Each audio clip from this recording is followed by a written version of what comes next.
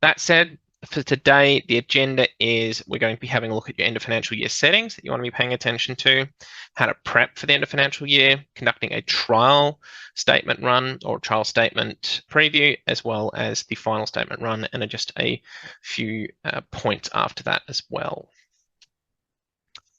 All right, with that said though, let's get started. And there we go. Excellent. So we're just going to start off, obviously, in Console Cloud here, but the first thing we want to have a bit of a look at are some of our settings. So coming down to settings on the left-hand side, and we're going to start with our agency fees. So we're just in the Reap It training office here. It's a standard office with a standard set of fees through here. But this one's particularly important for people who may not have run an end of financial year previously or want to check the fees that I have set up within their system. As you can see here, I don't currently have an end of financial year fee that's going to be charged. And what I'm going to do now is add a new one to my system and show you how to put that in.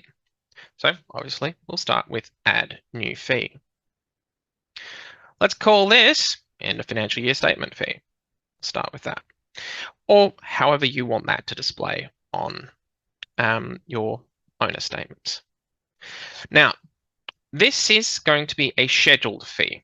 So there's no specific button here for end of financial year. So we're going to use schedule. The frequency in this particular case is going to be yearly, and it's going to be charged in the month of June, because we do want to make sure this is charged within the financial year that it's going to be relevant towards. And I'm going to pop this in here on the 28th day of June as an example. Default rate, I'll say mine is $25 ex GST. And then I'm going to make sure that I'm selecting a dissection there. Now, you could just call this, say, maybe an admin fee, management fee, or if you wanted to put in an end of financial year fee, maybe you want to designate that as a specific dissection, you could do so. It might help with reporting, but it's up to you as to what dissection you want to go with there. I'm going to set this up so this is going to be added to all new managements within my system as they're created, albeit you can turn that off, of course. And once that's been popped in, I can then also add that to all existing managements in the system by selecting the fee and clicking the Add Fee to Management button down the bottom here. The fee does need to be saved first, so created first before you can do this. But now that I've got that there, I have the option to come through, and if it already exists against some management, I can update it. Or as this is a new one, I would simply just be updating it to the new fee for all of them, as that's what it's going to do. Now, the other setting that we just need to talk about quickly is just under our banking settings before we have a look at an owner. And I'm going to scroll down to our statement settings because both settings I want to talk about are here. First one is the consolidated end of financial year statement. For those of you that have consolidated owner statements on your monthly or weekly, whenever you pay your owner statements, this obviously is going to run based off the properties that are linked to the contact. You can do the same for end of financial year statements, but if you specifically want your end of financial year statements to be per property, regardless of whether or not this is turned on for your regular statements, you need to make sure this is turned off. I'm going to leave mine on for now, though. The other one in here is the external financials in end of financial year statements. So this can be turned on through here, and I'm going to show you what this means right now. But what is important to know is if this is something that you want to use, you need to make sure that you're turning it on as it is off by default. Now, let's talk about what it does. So for that, I'm going to come through to a random property within my system. It doesn't really matter which one I look at. So I'll go with this one here. And we're going to come through to our owner. From here, and this only exists against the owners within your system, if you have turned this on, you'll have the option to add external financial transactions. Where this is typically used is to add transactions against this particular owner that cannot be receipted into your trust record for in Console Cloud, but need to be on the end of financial year statement. So let's go with an example of something we're going to load in from a previous database. Potentially we're doing this on a request of the owner, or maybe we need to for other purposes. But firstly, we're going to create an external dissection, as it's not going to use the negative dissections. This dissection can either be an income or it could be an expense. So an expense would be, say, let's say management fee. And save. In here, you can see that I've already got a rent external dissection in, which was created by clicking create external dissection. And I'm now going to add in the corresponding management fee. So let's just say we're charging a 5% management fee. So that's $50 in this case. And I'm going to come through here. Let's have a look at my transaction date. So that was 5th of the 6th, earlier on this month. So we'll put it in there. 5th of the 6th, $50, $5 of GST. The source system has to be either selected as gateway or REST. However, if that's not relevant to why you're putting that in there, just leave it as default gateway. It won't matter. Transaction type through here, we're going to go with, where is it? Agency fee. I'm going to call this management fee dissection. And this is where my external dissection I popped in earlier comes in. It's going to come in as an expense. I can put a reference in there if I'd like, and then I just need to select my payment method through here. This being a journal, as it was charged in the system. Clicking save pops that in, and I have now created my management fee that corresponds with my rent. So you can see how you could build out a transaction record that does not need to be receipted into the system, but will appear on the end of financial year statement.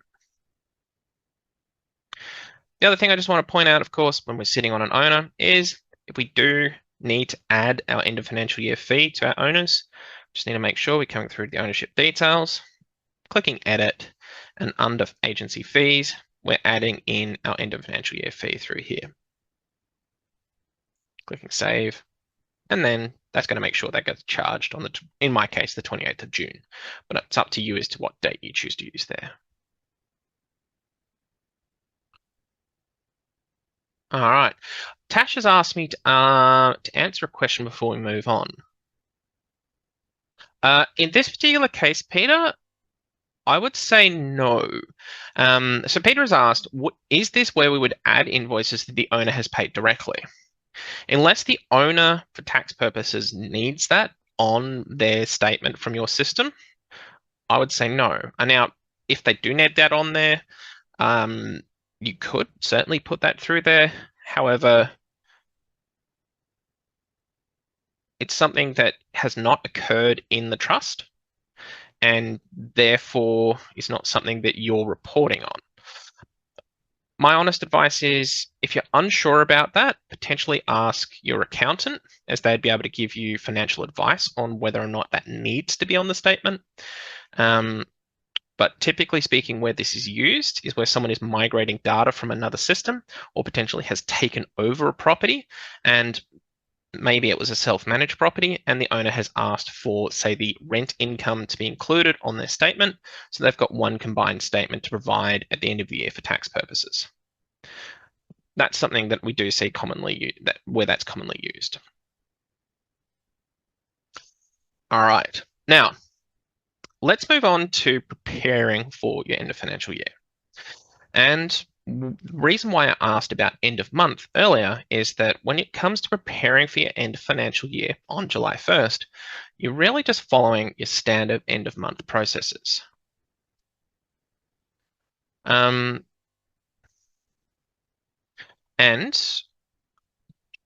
Ruth, I'm going to park that question till the end and we'll talk more about that then.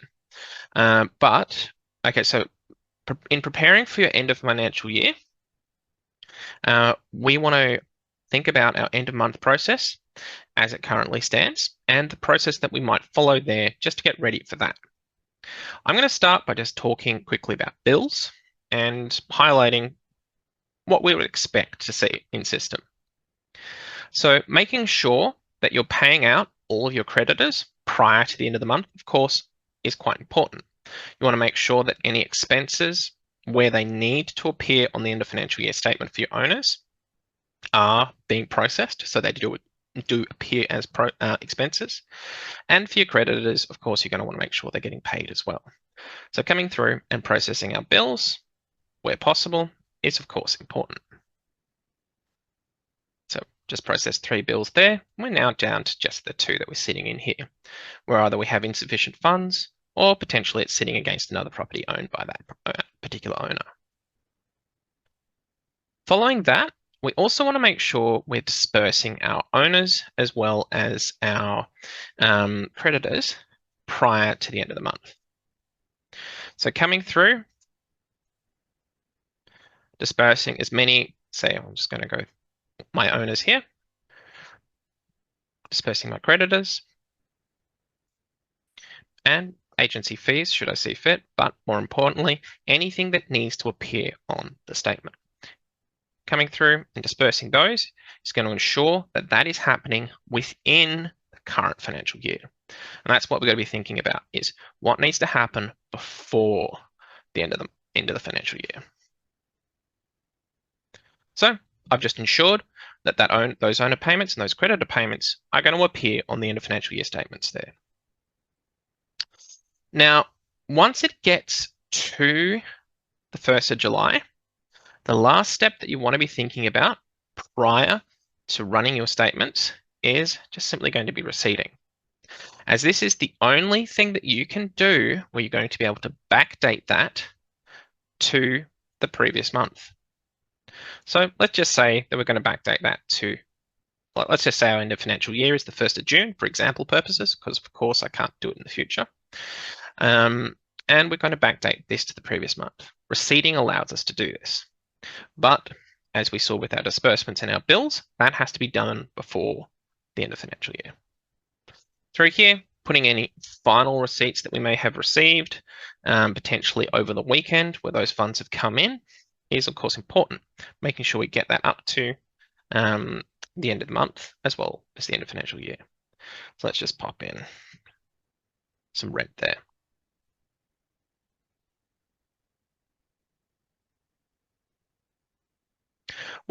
Once this step here is done, same as you normally would, come through to reconciliation and close your month out. So let's just check to make sure we balance first. So we're going to balance against the end of the year as well as the end of last month. Going to come through here, select the payments as they've presented. If there's any adjustments, we'll resolve those through there. If we're working in Victoria and there's been any direct debits from our trust, make sure we acknowledge those, of course, and then hopefully we balance. Let's just, there we go.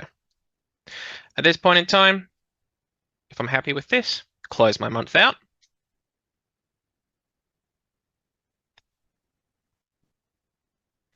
And now I'm ready to run my end of financial year statements. As I'm happy that I have balanced, I've receipted everything in, and there is nothing more that I can enter in for the previous financial year. So with that, let's have a look at how we can do a trial run. And we're going to come down to, so it's under accounts, down to reports, and we're going to select our financial year statements. From here, we can select which year we want to run this for, as well as we can put in a custom date range. This could potentially be important if you're looking to just look at quite a small window of time, or if you have an owner that needs a financial statement for a different country.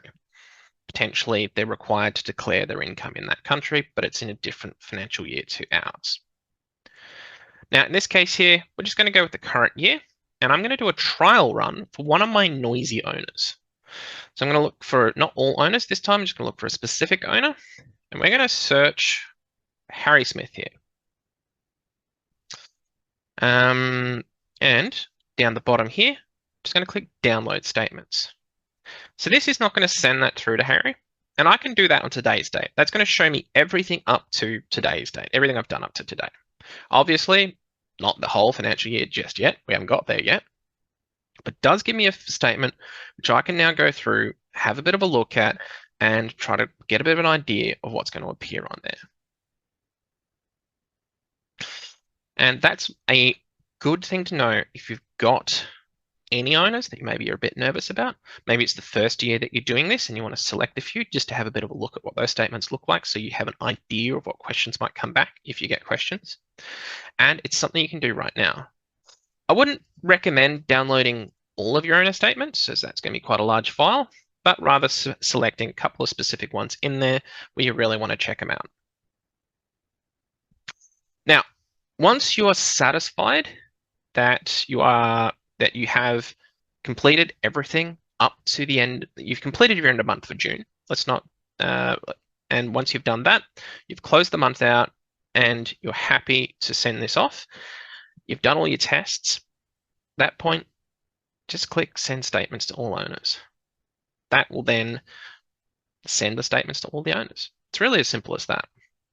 And if we boil this down and take out everything that's from the close of month, realistically, the things you need to know is you can put in some external financials if you need to. You might want to set up an agency fee for end of financial year, and it's just running a report through accounts and reports once you're ready. And when you boil it down to those 3 steps, it's not too much prep work. You just got to remember that you need to follow your standard end of month process. All right. Now, I can see I've got a couple of quick questions there by the looks of things. And I might just answer a couple of these. So Ruth has asked, can you show us where these transactions show in terms of the tenants and the owner's ledgers? I assume you are talking about the external financials. And the truth is, external financials do not show on the ledger themselves. They will only show up here within the external financials of that particular owner, as they will then be pulled through to only the end of financial year statements. They do not show up on your regular statements, as they're not part of the financial record within the system. Nathan's asked, after receiving more rent following the weekend and after the end of month process, do you need to do another disbursements to your owners? You can do another disbursement to your owner, but it will not show up on your end of financial year statement. When you disperse after the end of the month, so on the 1st of July, that will show up on your 25 financial year, not your 24 one, which we're currently in. So in short, you can, and it's not going to show up on your end of financial year statement because that's only looking at the 1st of July 23 to the 30th of June 24.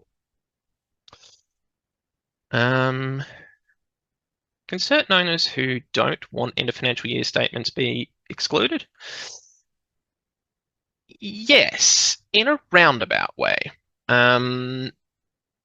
You want to make sure, if you have an owner, that you do not want to send that through to them, that you're printing it. So from your owner's disbursements, set them to print so that you can put them in the printed list and then you can exclude them from there. Aaron asks, where can we check the templates used when sending the end of financial year statement? As in the email template. The email template is a generic email template, the same as your statement ones. The statement template itself is one statement template, and this gives me a good opportunity to show you what that looks like. So this is a end of financial year statement that we've produced in previous years, and it hasn't changed in the last couple of years, so the one I'm using here is still relevant. You'll get a summary up the top here, total for all properties. So if you are using a consolidated statement, which is what I'm showing you here, this is how it will present. So income, expenses, net position. there'll be an itemized summary through here as well.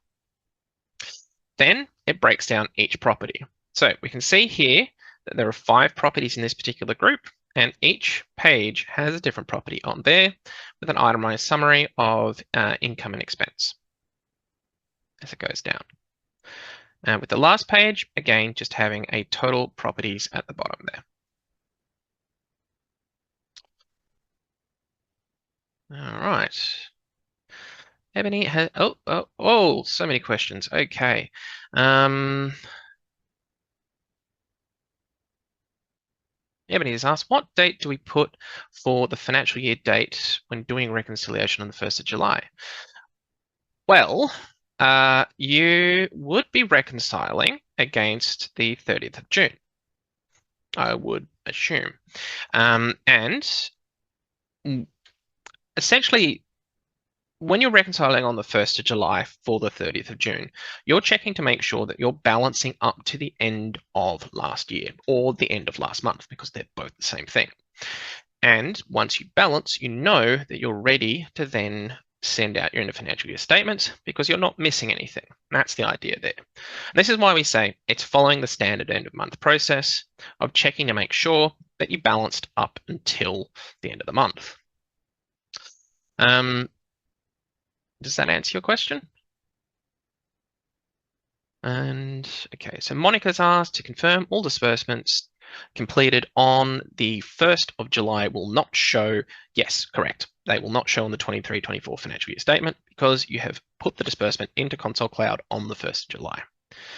You need to make sure that any bill payments, so transfer of funds between the owner and the creditor within the system, as well as any disbursements that you're running are done prior to the 1st of July. If you do them on the 1st of July or after, they will not show on the end of financial year statement for the 23-24 year. Okay. Extra question. What about actual email content in the email? So there are templates in here, but that's not one of the templates that you're able to edit. It's a pretty standard one, I believe. Let's just have a bit of a look here. I don't own a statement. Single property, yeah. So there's these 2 through here, but I do not believe that this is the template that is used. Or if it will be very, very similar to this. Very basic, please find attached your end financial year statement. I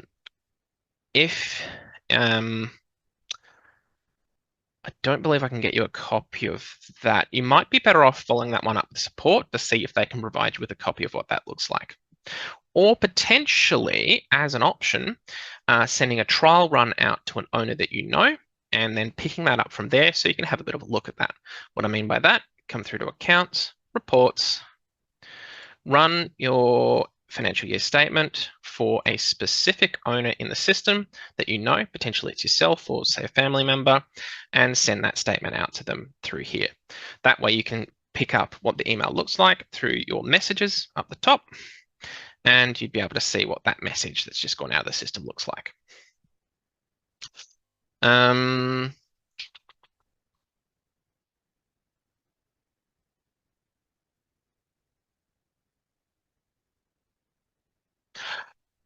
Okay, so Anna, good question there. Disbursements to owners and creditors and fees, of course, must occur within June, either Friday or even up to the Sunday the 30th.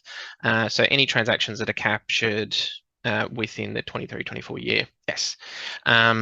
But you don't issue the statements until the 1st of July, of course, because you don't want to issue the statements ahead of time just in case there are some receipts that come in over the weekend that get missed. I mean, you would then end up reissuing them at that point anyway, which you'd have to explain to your owners. Okay, so Jessica, if you want to check your statements, come through to settings, come down to banking, and come to your statement settings through here. This is the consolidated end of financial statement setting. I have mine turned on. You can choose to have yours turned off if you wanted a statement per property instead.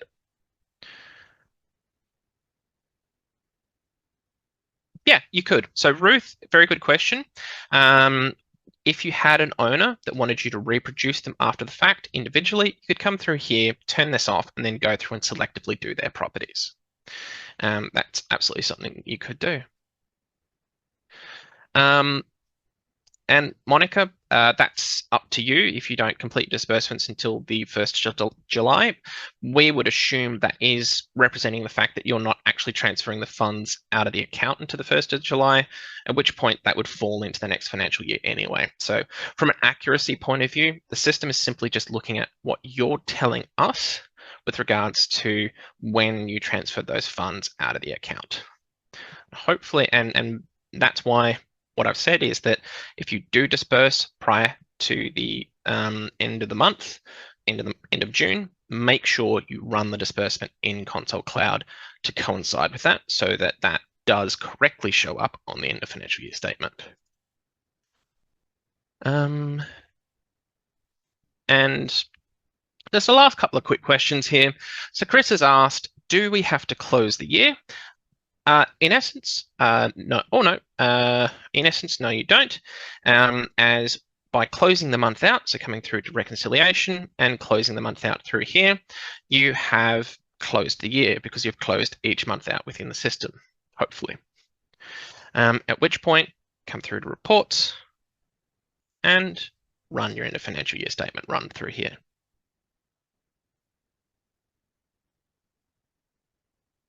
You can, and as to your question, Sharon, if you close your month out prior to, if you close your month out on the 28th of June, that's fine.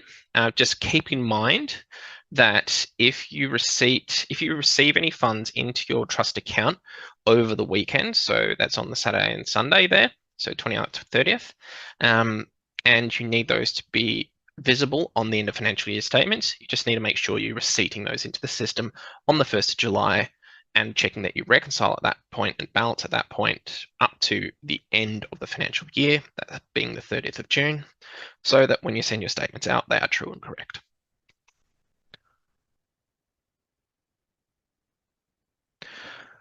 All right.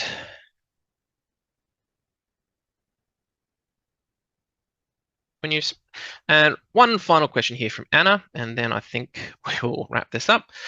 When you receive rent on the 1st of July, which were deposited in the account on the 28th, do you do another disbursement that morning? If you do the disbursement that morning, then you're simply just recording that you have disbursed money on the 1st of July. That won't show up on the end of financial year statement for the 23-24 year, as that will have occurred within the 24-25 year. Does that make sense?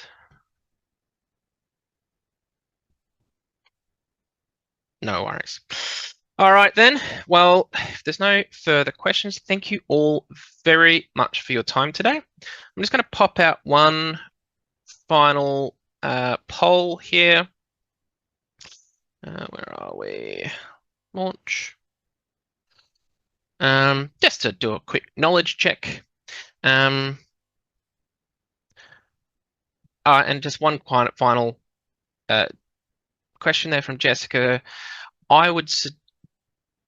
What we're advising you to do, and this is that any disbursements that you run, you just do them as per normal, and we would assume that when you disperse money, you're putting the disbursement into Console Cloud and you're immediately uploading your ABA file or manually entering your disbursements in your bank account, so they coincide on the same date. Because at the end of the day, when we're talking about end of financial year, it is going to look at what you've put into Console Cloud and what date that was done on. If you put it into Console Cloud on the 28th of June, it's going to show up on the end of financial year statement. If you put it into Console Cloud on the 1st of July, it'll show up on next year's financial year statement. So when you disperse your owners is up to you based on what you want to show on their end of financial year statement.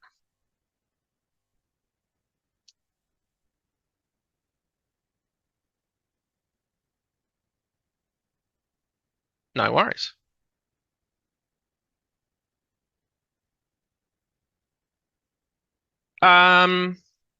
Yeah, you could do that if you really wanted to, Katrina.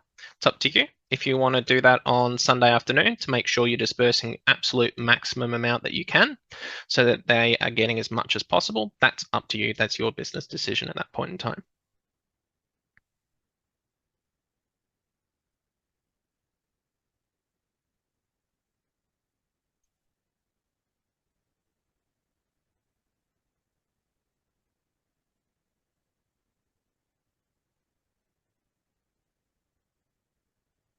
Yeah. So, as Monica has said, if you from the auditor's point of view, cannot disperse until the 1st of July, as we include all transactions up to and including. Yeah, it's up to and including. Anything you do on the 1st of July will not be included on the financial year statement. Simple as that.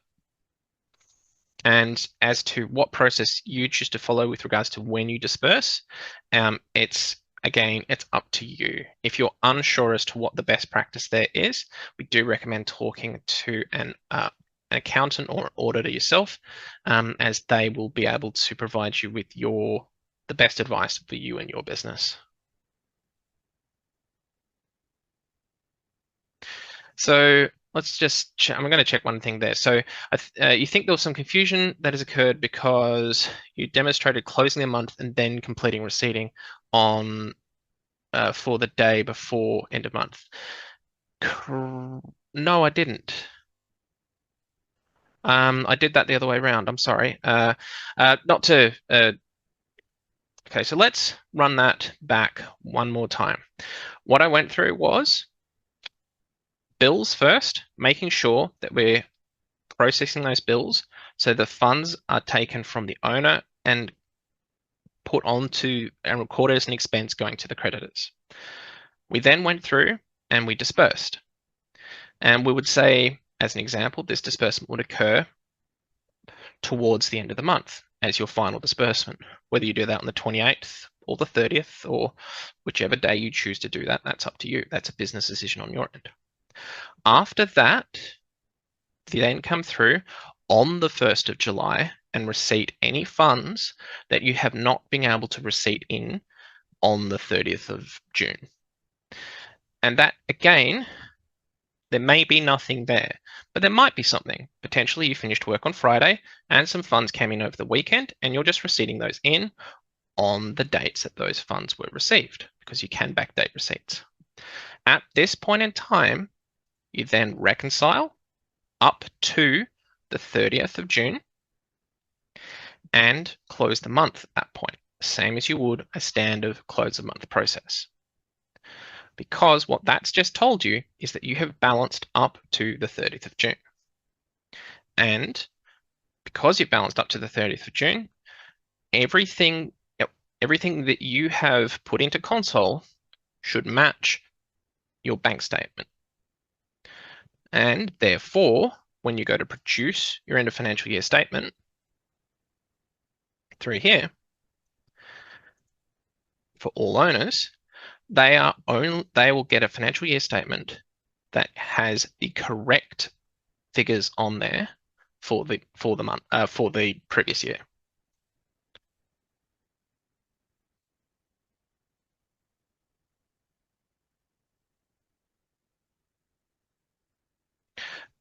Christy, can you tell me which agency you're for? And I might just give you a quick buzz after this to see if I can help you out with that.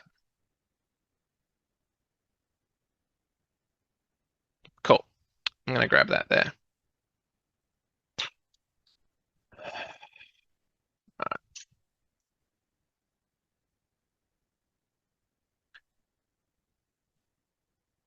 All right.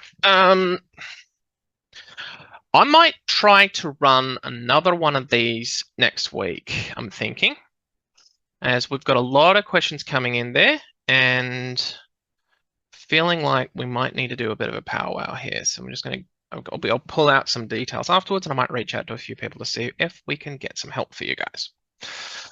We do need to end this here for now. And I'm going to try to see if we can get some help. Well, see if we can touch base with a few folks there to see if I can hopefully explain that a little bit better one-on-one. But I do want to thank everyone for jumping on today, and hopefully I've been able to help you guys learn a bit more about end of financial year. And feel free to reach out to support as well. So that's just through the support question mark up the top here. Start a chat, and these guys will be able to help you out with questions as well.